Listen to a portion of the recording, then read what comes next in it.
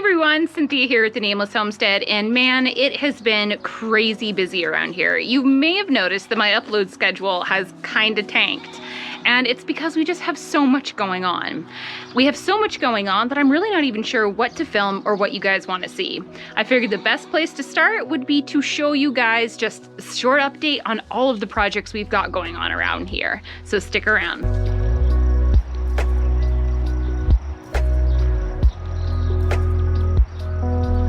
Our first update will be with the goats. We sold 2 of our sweet babies, leaving just 3 kids left and only 2 up for sale. This beautiful baby Dandelion is getting to be a great big boy, and he is due to be castrated this week and has had all of his vaccinations is up for sale. He's $100 if you're in the Spokane area. And then we have the last of Paige's babies. Hi, sweet one. This little girl is also up for sale and ready to go off and make someone else's herd happy this year. And our little Miss Poppy is growing like a weed. Are you eating up all that grain? Only way you can get them to hold still for even a half a second for a photo opportunity is to give them grain. Another new project that we took on is shearing alpaca for the first time all on our own. And yeah, it definitely could have gone better. Miss Paloma got all shorn, but unfortunately Alessandra only got a little bit of a shearing. About a third of her wool taken off so far, because I found out, much to my sorrow, that shearing blades dull very, very quickly when you forget to oil them. So we have new blades on order, and she'll be getting finished shorn tomorrow, hopefully.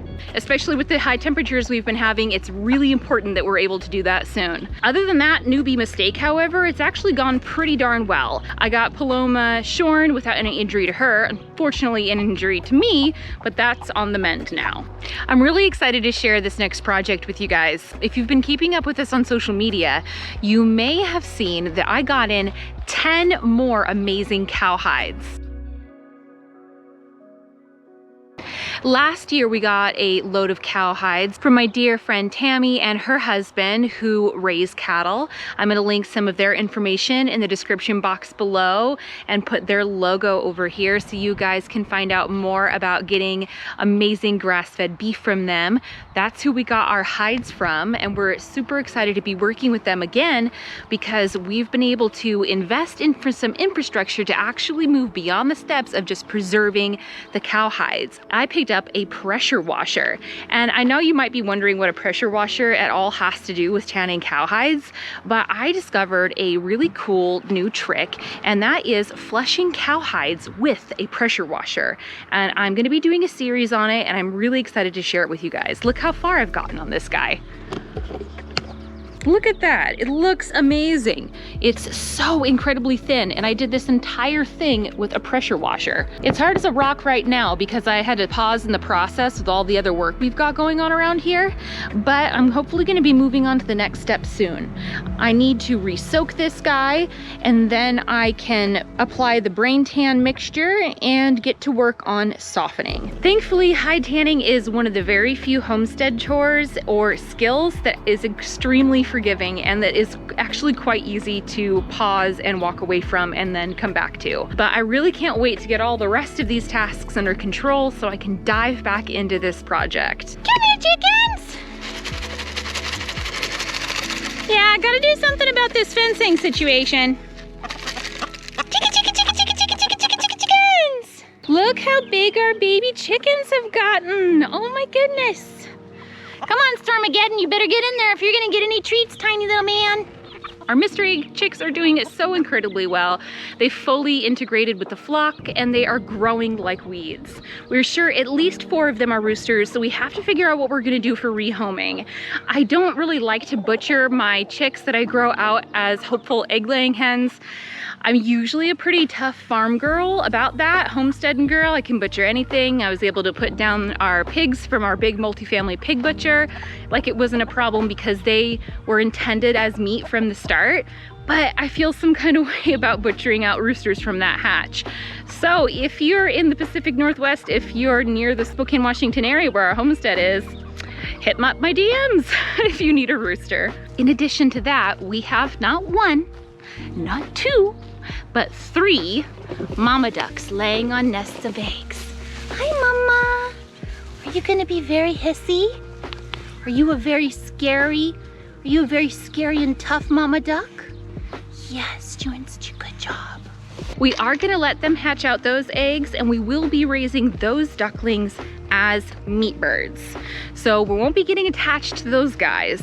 And we got a structure built that we were using as a transitionary space for our chicks that we're going to put the mamas and their babies in once they hatch, to protect them from the terrible magpie presence we have around here that constantly picks off our baby ducks. This tractor my husband built should do the trick nicely.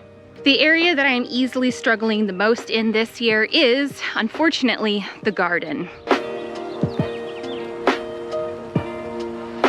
As you can see, it's pretty much empty. I'm easily 3 to 4 weeks behind on the garden with everything else that we've been having going on. Like I've said, it's been super hard to keep all of these balls in the air, which just serves to humble you in the concept of this is just so much work. 1 or 2 people or even a whole family is going to struggle to get all the work done, but we're there. I'm ready to start putting in my seeds and all of my starts tomorrow. So we'll be doing a great big garden update hopefully soon and walk through all of what I've planted and why. I can't wait to get that out to you guys and show you all of our hard work. 2 things that are going quite well in the garden, however, are our amazing crop of rhubarb. Holy smokes, look at these ladies. Just last year, that was one gigantic 30-plus-year-old rhubarb that we dug out on the other side of our property. And of course, our very messy garlic bed. In there is a whole bunch of garlic bulbs that are doing great. And we also have a wonderful update with our sweet little foster kittens. We only have 3 of our 5 babies left. 2 of them got adopted and have moved on to a wonderful home. I'm so glad that 2 of them got adopted together. But we still have 3 left to find homes for. This little one, Pancake, who is a sweet little boy with a couple of white accents. We also have Ruby, who is a sleepy little muffin. Hi, Pumpkin. Oh my goodness, she is so sweet. Ruby is such a sweet, calm, quiet little cuddle bug, and we love her. And then there's Bacon. Hi, Bacon Bits. Hi, little boy, who is also a sweet, handsome, feisty little monster. Hi, get him. They're toe beans. So much bigger than last time. They are just about 10 or 11 weeks old now, based on our best guess of when they were born.